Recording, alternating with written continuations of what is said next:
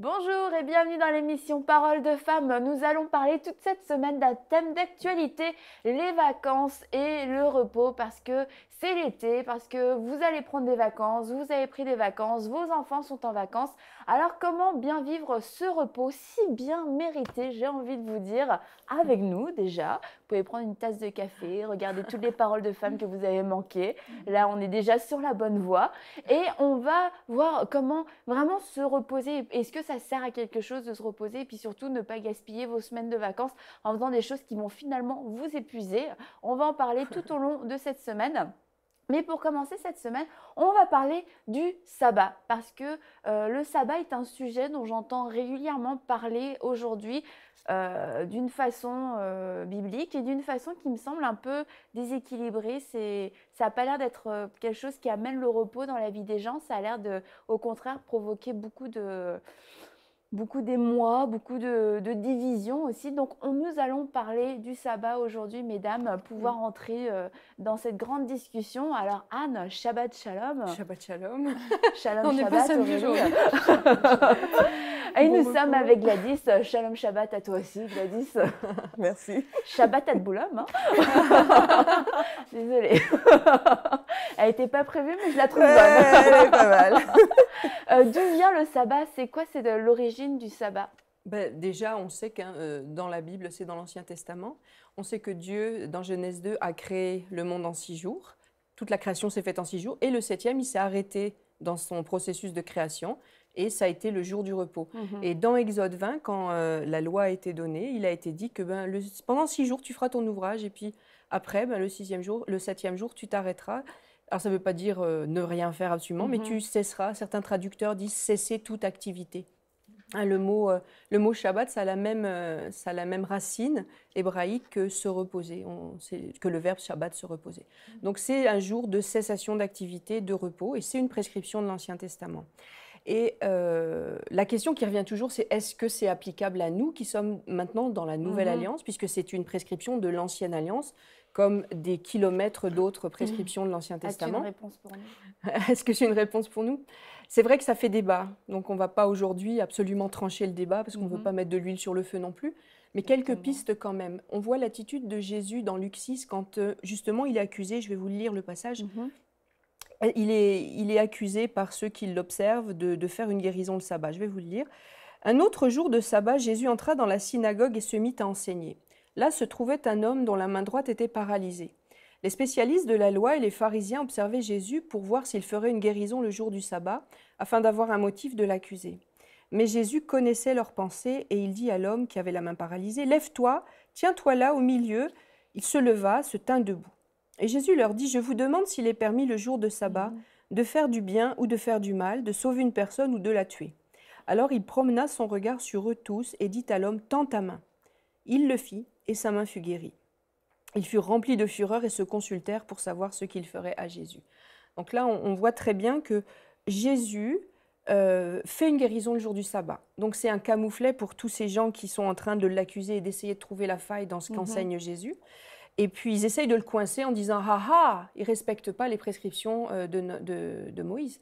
Et Jésus le fait avec beaucoup de sagesse. Il l'a dit de toute façon, hein, il n'est pas venu là pour abolir la loi, mais pour l'accomplir. Et ce qui ressort ici, c'est que le jour du sabbat, tu peux guérir.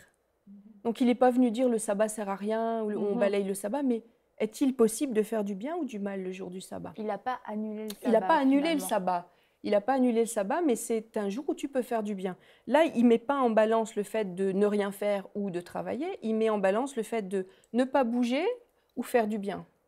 Faire du mal, faire du bien. D'être dans une attitude religieuse où on s'arrête et une attitude de cœur où on respecte cette prescription que Dieu a donnée, mais tout en continuant de le servir. Et de toute façon, c'est ce qui fait, comment dire, la pauvreté de la loi quand on l'applique avec sécheresse, comme on le voit souvent les pharisiens.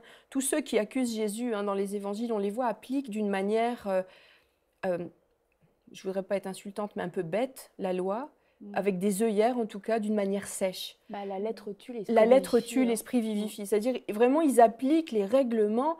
Et malheureusement, dans l'Église moderne, il y en a aussi qui font ça, qui se font toutes sortes de règlements, qui l'appliquent avec sécheresse, sans réfléchir à la pensée qui est derrière. Et la pensée de Dieu pour le sabbat, c'est de nous donner du repos, de permettre au corps de se reposer, pas de s'arrêter de façon quasiment militaire, raide comme un balai, ne plus rien faire. Parce que ça, c'est sec. Mais faire jouer, comment dire, même le sabbat, faire appel à son cœur pour guérir, ça, Jésus l'a fait. Et il y a une autre question qui revient souvent. Est-ce que le sabbat, c'était vraiment le dimanche? Là aussi, on entend différentes choses. Et du coup, ça aussi, ça fait polémique. Le sabbat, moi, je ne peux pas faire partie d'une église locale parce que le sabbat, ce n'est pas le dimanche, c'est une loi d'homme. Comme Jésus lui-même dit, je pense qu'on peut prendre cet exemple-là. Bah voilà, on a essayé de coincer Jésus. Ah, tu ne peux pas guérir. Tu as voulu faire quelque chose le jour du sabbat, de reprocher aux croyants aujourd'hui, de dire, ah, tu veux te consacrer, tu vas aller servir le Seigneur, faire partie d'une église locale, alors que c'est le dimanche et que normalement le sabbat, c'est pas le dimanche. En fait, on vit les mêmes accusations religieuses que Jésus a subies. Alors après, il y a même des églises aujourd'hui qui ne se rassemblent pas le dimanche, qui se rassemblent le vendredi soir, qui se rassemblent le samedi. Est-ce qu'on peut dire ah ben non, le Saint-Esprit n'est à l'œuvre que le dimanche matin de 10h à midi? Mais c'est des faux débats, je pense que c'est des faux problèmes. Voilà, on revient encore à ce qu'on disait juste avant. C'est pour ça que j'étais perplexe quand tu m'as posé la question, parce que ça me semble tellement étroit d'esprit de penser ça que j'en tombe de ma chaise. Le principe, c'est ce qui est important. Hein, pour tout ce qu'on lit dans la parole de Dieu, il faut vraiment discerner le principe qui est en dessous. Le principe, c'est de mettre du temps à part pour Dieu. Exactement. C'est pas... moi, ma fille, elle est déjà un jour plus tard en Australie. Donc, c'est la notion de s'arrêter pour le sabbat d'une manière rigide, c'est stérile. Le principe qui est derrière, c'est qu'il faut un jour pour mettre à part pour Dieu, pour s'occuper des affaires de Dieu, pour chercher sa face, pour l'honorer et en même temps, en cessant nos activités, se reposer. C'est l'idée qui est derrière. Et pour tout, et j'insiste, dans tout ce qu'on applique, dans tout notre mode de vie chrétien, c'est idiot de mettre en place des règlements secs sans comprendre l'idée qui est derrière. Hein? Et là encore, peut-être on reviendra dans d'autres émissions sur d'autres exemples où, en appliquant rigidement, ça ne donne rien. Il faut comprendre la pensée de Dieu derrière ça. Ce n'est pas le jour qui est important, c'est le principe. C'est le principe qui sous-tend le règlement qui est important. Et en plus, on voit que le sabbat n'est pas une question de jour, mais c'est vraiment une attitude de cœur qui va dépasser un jour dans la semaine. Et on ne va pas à l'église parce que, normalement, on ne va pas à l'église parce que c'est une obligation, mais on y va parce qu'on a aimé le Seigneur lundi, mardi, mercredi, jeudi, vendredi, samedi, et que le dimanche, on va se retrouver entre frères et sœurs. Mais c'est parce qu'on aime le Seigneur tous les jours de la semaine qu'on a envie de passer ce temps de célébration ensemble. Donc, toi, tu disais, Anne, et à juste titre, le sabbat. Alors, est-ce qu'aujourd'hui, on peut vivre encore le sabbat sans répondre d'une manière tranchée, de dire c'est le sabbat? C'est qu'en tout cas, Dieu nous a demandé de lui donner, de lui donner tout notre cœur, de lui donner toute notre vie. Donc, on comprend bien que c'est toute notre vie, ça comprend nos jours de la semaine. Et donc, ça semble logique que finalement, ça rentre dedans. Notre modèle, c'est l'Église primitive. Quand on regarde dans les Actes des Apôtres, ils ne se rassemblaient pas une journée par semaine, le dimanche exclusivement, ou le samedi exclusivement, ils se réunissaient tous les jours. Ils étaient là tous les jours. Alors, notre modèle, on est dans la Nouvelle Alliance, notre modèle, c'est l'Église primitive. Comment est-ce qu'on faisait l'Église tout de suite après les enseignements de Jésus? Eh bien, on les faisait, on se voyait tous les jours. Alors, si vous voulez vraiment être biblique, voyez-vous tous les jours. Et puis, on voit que notre alliance, aujourd'hui, c'est une alliance d'abondance parce que autant avant, les petits sacrifices, on voit Jésus qui a donné toute sa vie. On a été entièrement pardonné, entièrement guéri, entièrement délivré. On voit même par rapport aux dîmes, aux offrandes. Là, la Bible, dans l'Église primitive, ils mettaient tout en commun. Donc là, à plus forte raison pour notre temps, on n'est plus limité dans cette alliance d'abondance. Je ne me pose pas la question, c'est le samedi, c'est le dimanche. C'est samedi et dimanche. Lundi à dimanche. Voilà, exactement. Le but, c'est d'honorer Dieu. Le but, c'est de s'arrêter dans nos petites affaires et d'honorer Dieu. Et ce que Dieu va regarder, c'est si tu t'arrêtes pour honorer Dieu. Et même tu peux choisir vraiment le jour que tu veux, tant que ça fait plaisir à l'Éternel. Maintenant, moi, ce que j'aime aussi dans ce qu'Annabelle a dit, c'est que le dimanche, c'est le jour qu'on a mis ensemble Oui. parce que c'est le jour qui correspondait à plusieurs personnes Ouais. pour pouvoir se retrouver ensemble et pour prier le Seigneur. Mais ça n'empêche pas que de lundi à dimanche, un chrétien qui aime le Seigneur puisse vivre une vie consacrée Bien et sûr. abandonnée Ouais. à Dieu. Quand on parle de complètement. principe, on en reparlera peut-être dans une autre émission, mais j'ai lu quelque chose de vraiment très intéressant sur les rythmes chronobiologiques. Et on s'est aperçu récemment, c'est des recherches qui datent de début des années 2010, qu'en fait, de la plus petite algue monocellulaire jusqu'au corps humain qui est si complexe, il y a toujours un cycle de 6 jours plus 1, 6 jours plus 1, 6 jours plus 1. Et en ce qui nous concerne, en ce qui concerne le repos, si on ne s'arrête pas un septième jour, quel qu'il soit dans la semaine, On et brise toujours le le même, cycle. nos taux de cortisol remontent. Mm. Et c'est essentiel pour que notre santé nerveuse soit Ouais, soignée. on va en reparler. On va en reparler, mais vraiment c'est très intéressant parce que tu oui, vois de que le voir comment principe de création Ouais. est derrière. C'est ce que Dieu a institué, donc Ouais. c'est important de le respecter. Et je suis sûre que Gladys, c'était exactement ce que tu voulais dire, parler des algues. Non, pas du tout. Ah bon? Mais comment aujourd'hui, en tant que chrétien du 21e siècle, comment on peut vivre du coup ce sabbat? Bah, je crois, en fait, quand on regarde le passage donc, de Exode 6, où justement Dieu a commencé à parler à Moïse du fait qu'il allait, il allait répandre la manne tous les jours, pendant 6 jours, et que le 6e jour, ils allaient devoir en fait récolter le double de ce qu'ils allaient manger. En fait, on regarde Exode 6 et on se dit, mais 16? Il me semble que c'est Exode 16. En tout cas, Dans je vais vérifier. Exode. Ok, Continue, dans Gladys, Exode. je ne veux pas Et t'interrompre. en fait, vas-y. ce que Dieu désirait, en fait, c'était juste aussi qu'on puisse lui faire confiance. Et se dire tout simplement, bah ok, il y a ce jour qui est mis là, qui est placé. On doit faire confiance à Dieu et se dire, bah, ce jour-là, je dois juste me reposer. Mais me reposer sur qui? Mais me reposer juste sur la parole de Dieu qui a été placée là pour moi. Et me dire, eh ben, Dieu a dit, je peux me reposer sur lui. Je peux vraiment lui faire confiance. Cette manne, elle sera là en double ce jour-là. Et ben, le 7e jour, je peux simplement me reposer. Et aujourd'hui, quand Dieu dit, bah, simplement...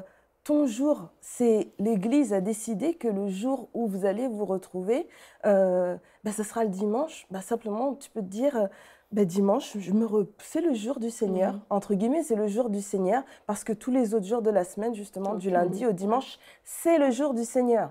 Mais ce jour-là, on se dit, eh ben, dimanche, c'est le jour où je vais aller au culte, où je vais rendre un culte avec mes frères et sœurs. On sera tous ensemble et on va rendre gloire à Dieu. Et si, par exemple, dans l'Église, on décide que ce culte, il est défini un vendredi soir, exceptionnellement, ben, gloire à Dieu, ce sera le vendredi soir et je vais me réjouir ce jour-là entourée de mes frères et sœurs. Dieu ne nous met pas des règles pour dire tel jour, attention là, tu dois aller au culte ce jour-là et pas un autre jour de la semaine parce que sinon tu vas voir, il va se passer quelque chose sur ta vie. Dieu n'est pas un Dieu qui fixe des règles carrées et qui est totalement rigide. Et même Jésus, quelque part on se dit, ben, Jésus il est venu pour dire, mais les gars, là, vous n'avez rien compris, hein. Vous n'avez pas compris ce que c'était que le cœur de ce que je voulais vous partager, en fait. Il leur dit, mais calmez-vous, hein. On peut faire du bien, on peut continuer à vivre, on peut continuer à faire des choses. Le sabbat, c'est pour que vous puissiez vous reposer sur qui? Sur moi. Vous reposer en moi. Et continuer les œuvres de Dieu, du coup. Oui, voilà, et continuer à pouvoir manifester ma bonté. C'est mon désir, en fait, que je sois révélée comme étant un Dieu qui est bon et pas un Dieu qui est carré, rigide et qui veut simplement que ses enfants s'arrêtent ce jour-là et puis qu'il n'y ait plus rien qui se passe. Et puis Tu peux m'aider? jour, ah là Non, là, c'est le le sabbat, téléphone, le jour du Seigneur. non, c'est pas ça, c'est juste entrer dans mon repos. Et au travers de Jésus, on voit que le sabbat, c'est plus ce qui a été dit par les hommes, parce qu'en plus de ça, ils ont rajouté des choses pour dire « Oui, attention, le sabbat, on n'arrache pas ». Ça me fait penser quand ils étaient dans le champ avec ses disciples, ils ont ramassé des épis parce qu'ils avaient faim, et puis les religieux qui les surveillaient, et ben, ils ont vu ça comme une occasion de pouvoir les pointer du doigt et dire « Attention, là, vous faites quoi là ?» Mais Jésus a dit « Mais attendez… c'est pas ce qui est écrit.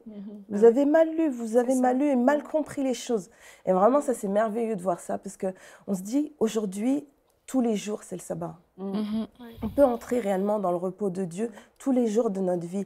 Et après, l'Église définit un jour où on se réunit tous ensemble, rassemblés en famille pour pouvoir louer Dieu, lui rendre un culte qui lui est favorable, qui monte vers son trône comme un parfum de bonne odeur, et qu'importe quel est le jour de la semaine, parce que tous les jours, c'est le jour du Seigneur.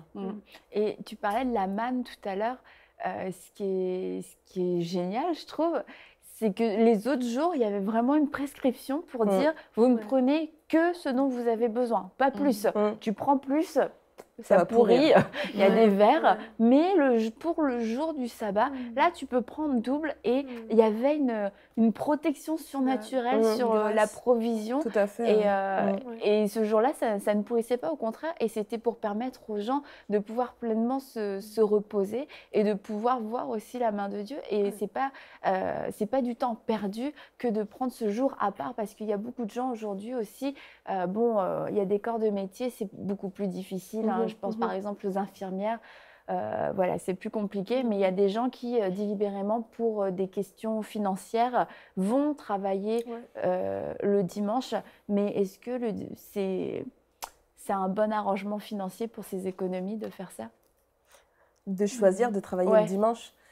Le dimanche, genre au lieu d'aller à l'église. Ça dépend si tu as un jour de repos ou pas. Si tu jamais... Moi, je connais des gens dans mon église qui travaillent 7 jours sur 7. Enfin, des jeunes surtout. 7 jours sur 7. Ils travaillent tout le temps. Soit ils sont à l'université, soit ils travaillent pour des raisons financières, c'est sûr. Ou des gens qui ont 2 boulots pour payer telle ou telle rénovation dans leur maison, je ne sais pas quoi. Voilà. Mais ce qui est sûr, c'est que, et d'une, ça ne glorifie pas Dieu, parce que si tu t'arrêtes jamais, si tu travailles tout le temps, ben, c'est bien d'être courageux, mais ton Dieu, tu le sers quand? Et puis aussi, tu uses ta santé, et la santé, c'est un don de Dieu. Et si tu uses le patrimoine que t'a donné le Seigneur, tu ne l'honores pas en faisant ça. Puis c'est peut-être aussi un manque de foi, finalement. Oui, c'est ça. Et même, il faut savoir qui est notre source, en fait. Notre source, oui, bien sûr, les gens ont besoin d'argent, mais notre première source, c'est Dieu. C'est vraiment ça que je pense qu'il faut se mettre à la tête. Et il faut aussi se mettre en tête, je pense, de laisser tomber toutes les choses qui peuvent nous sembler être profitables au détriment de Dieu. Comme par exemple 2 boulots, 3 boulots, beaucoup d'argent gagné facilement. Ça peut sembler être profitable pour le moment, sur le coup, parce que voilà, il y a des entrées qui rentrent, mais si le but n'est pas... peut-être la personne pourra gagner de l'argent, mais si la personne n'honore pas Dieu, mais ce sera un argent vain. La Bible nous dit dans le psaume 127, « En vain vous levez-vous le matin et vous couchez-vous tard le soir pour gagner du pain de douleur. » Mais Dieu donne autant à ceux qui l'aiment, c'est-à-dire à ceux qui l'honorent, c'est-à-dire en ceux qui trouvent en lui le repos et le refuge, en fait.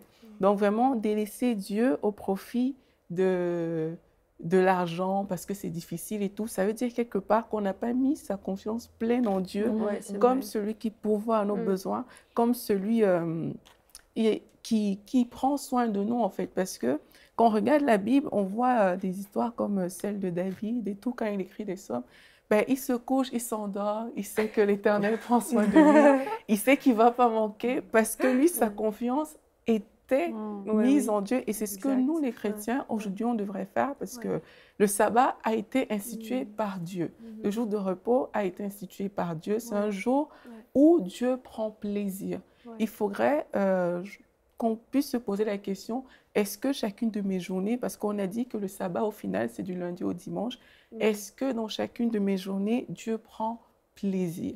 Et c'est comme ça qu'on va aussi arriver à se reposer en Dieu, parce que si on fait plaisir à Dieu, à coup sûr, notre vie en retour aura aussi son plaisir. Dieu nous le dit dans Ésaïe 58, quand il dit, c'est Dieu qui parle, si tu retiens ton pied pendant le sabbat, pour ne pas faire ce qui te plaît durant mon saint jour.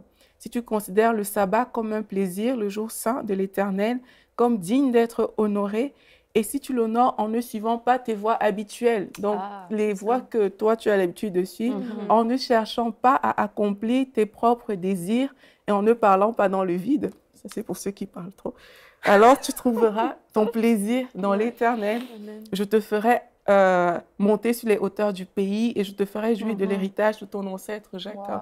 Donc il y a toute une bénédiction qui est associée au fait que le sabbat soit un jour qu'on met à part pour plaire à Dieu. Et si les intérêts qu'on poursuit ne sont pas les intérêts divins par rapport au sabbat, ben, il y a de fortes chances qu'on soit dans l'erreur. Puis Dieu bénit quand on le met à la première place.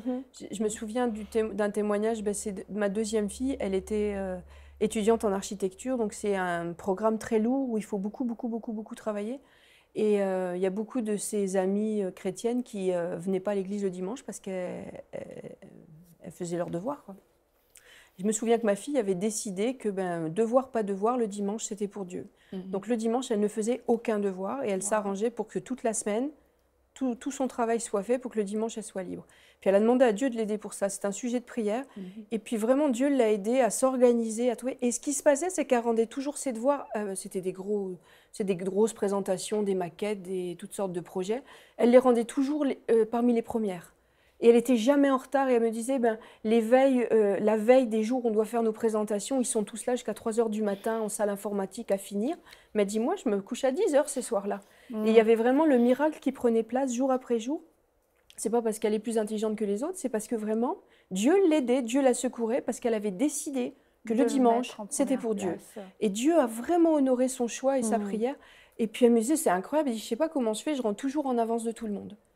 Et pourtant, elle travaillait un jour de moins dans la semaine. Ouais, comme quoi, ce jour-là, c'est en fait le jour qu'on met à part pour le Seigneur. Et même de le mettre, on parle du jour, vous allez dire, oui, c'était tous les jours. Je ne cherche pas la petite date. Mais le fait de mettre Dieu en premier dans toutes nos entreprises, ça laisse place au miraculeux. Parce que dans ces cas-là, c'est Dieu qui gère la chose, comme ta fille l'a fait, comme le peuple l'a vécu dans le désert avec l'histoire de la manne.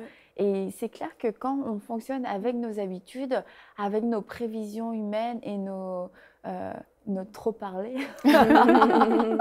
et on est juste, on s'attend à des résultats humains qui ne dépendent que de notre propre force. Et puis le témoignage de ta fille, je pense que ça va encourager beaucoup d'étudiants à se confier pleinement en Dieu, parce que quand on est dans nos études, on a l'impression que c'est notre diplôme, c'est notre vie, c'est notre porte d'entrée pour un avenir glorieux. Mais sérieux, cet avenir-là, sans le Seigneur, ça vaut rien, quoi. Mais même, moi, je me souviens, en fait, ça m'a fait penser à mon mari. Quand à l'époque, on était dans l'église et mon mari, on n'était pas encore pasteur, et mon mari avait un emploi c'était un emploi qui pouvait en fait, en décalage, c'était 4 jours, 3 jours de repos, 4 jours de travail, 3 jours de repos. Et quand il y avait des réunions spéciales le dimanche, en fait, le dimanche en fin de journée, mon mari, il voulait tellement assister aux réunions, il priait réellement Dieu pour pouvoir avoir ces dimanches soirs, pour pouvoir assister à ces réunions-là. Et en fait, il mettait vraiment ça devant Dieu. Et ensuite, il allait voir ses chefs et il demandait à ses chefs, est-ce que je pourrais avoir mon dimanche, est-ce que je peux échanger avec telle personne, etc., etc. Et il voulait toujours pouvoir assister à ces réunions qui lui paraissaient... Pour lui, c'était énorme et il voulait absolument assister à ces réunions. Et en fait, il arrivait toujours à avoir ces dimanches en fin de journée pour pouvoir assister aux réunions exceptionnelles du dimanche soir. Et c'est vrai que des fois, on a des emplois qui nous obligent en fait à travailler les week-ends. Et ça, on ne peut pas pointer les gens du doigt et leur dire « Attention, vous travaillez le week-end, c'est pas bien. » Non, c'est pas ça. Mais en tout cas, même dans ces situations-là, les gens qui sont aides-soignants, les médecins, dans les hôpitaux, etc., les cliniques, je pense que vous pouvez même essayer de mettre votre confiance en Dieu pour débloquer vos week-ends. Quand il y a des week-ends exceptionnels, et j'ai même vu des témoignages comme ça dans l'église où il y avait des aides-soignantes et le Seigneur leur faisait des grâces vraiment miraculeuses où elle avait leur dimanche après-midi ou même le dimanche matin et elles venaient me voir, Pasteur, ça y est, j'ai réussi à avoir mon dimanche. Et elles sont vraiment heureuses, quoi, vraiment. Et pour elles, c'est une grâce que de pouvoir être là, de pouvoir assister au culte. Ça touche le cœur de Dieu, ces choses-là, parce que les gens ne se battent pas pour un jour de congé, pour leur propre plaisir, je dirais. Ou si, c'est leur propre plaisir finalement, mais pour partir, pour dormir et tout. C'est vraiment, mais Seigneur, j'ai tellement envie d'aller à l'église, j'ai tellement envie de passer ces moments-là. Puis il y a des gens qui n'ont aucune obligation et on est quasiment en train de les traîner. Et puis il y a d'autres gens qui se battent dans la foi, dans la prière, qui prennent tout leur courage pour aller voir leur patron. j'aimerais avoir un jour de congé. Franchement, c'est une grâce si vous n'avez aucune obligation de travailler le week-end, que vous pouvez participer librement à votre église locale et à tous les événements qu'elle organise. Réalisez la grâce que vous avez dans votre vie. Il y a des gens vraiment qui se battent pour vivre ça. Puis je pense même aux chrétiens persécutés. Là, on va encore plus loin. Ces gens-là se battent pour pouvoir se rassembler. Ils font des choses hyper dangereuses au risque de leur vie. Et puis là, aujourd'hui, quelquefois, souvent, je me dis, quand on discute de sujets, c'est très intéressant, mais je me dis, mais s'ils entendaient nos émissions, qu'est-ce qu'ils diraient? C'est comme c'est tellement pas notre vie. Nous, on est là, on se demande juste comment avoir une Bible. On a 3 pages de Bible qu'on se partage à 15 dans le noir. Tu te dis, bon, le Shabbat, Shalom, peu importe, quoi. Le dimanche, on s'en fiche, dès qu'on a 10 minutes, on va se rassembler, c'est l'opportunité que Dieu nous donne, on l'a saisie.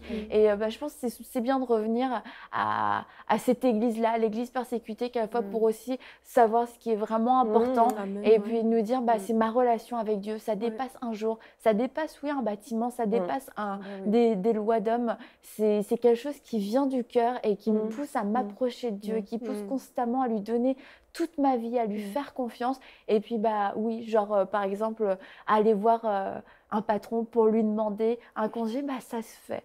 Quelquefois, on attend, je sais pas, que ce soit... On est enfant de roi, on peut demander. Mais on attend quelquefois le patron, il est comme une illumination. Oh, je pense que tu as besoin de Dieu. Il ne m'a rien dit, donc il n'a pas voulu me le donner. Il faut oser. Vraiment, il faut oser et on vous encourage à oser. On sert un Dieu de faveur, un Dieu qui a envie que vous soyez plantés dans sa maison, que vous puissiez porter du fruit dans sa maison, que vous puissiez profiter de tout ce qu'il a établi pour vous. Il a établi une famille. Donc, c'est certain que Dieu va œuvrer en votre faveur. Juste osez parler, osez demander et croyez que celui qui vous accompagne, c'est Dieu lui-même qui est là dans votre bureau. Et la Bible nous dit qu'il incline le cœur des rois. Amen. Donc, il peut incliner le cœur de vos responsables pour que vous puissiez le servir entièrement et librement. Et pour terminer sur cette question du sabbat, merci à toutes mesdames, c'est que le sabbat, c'est tous les jours, c'est une attitude de cœur. On aime le Seigneur de tout notre cœur, de toute notre pensée, de toute notre âme. Et la Bible nous dit de rechercher d'abord son royaume et sa justice et que toutes choses nous seront données par-dessus tout. Et c'est constamment un appel à nous donner entièrement à Dieu, à rechercher ses intérêts, à rechercher son royaume en dehors d'un jour de la semaine de manière désintéressée et que Dieu va s'occuper de nous. Dieu va s'occuper de vos finances, Dieu va s'occuper de votre travail, Dieu va s'occuper de vos études. Ne soyez pas irresponsables, mais soyez des personnes de foi, des personnes audacieuses. Osez mettre Dieu à la première place dans votre vie et vous ne réussirez jamais autant que lorsque ce sera Dieu qui dirigera pleinement et complètement votre vie. On se dit demain pour une prochaine émission de Paroles de Femmes sur les vacances et le repos. Envoyez-nous votre témoignage à paroledefemmes@enseigne-moi.com.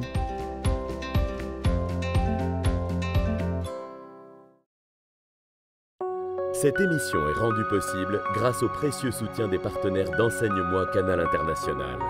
Retrouvez tous nos programmes sur enseigne-moi.com.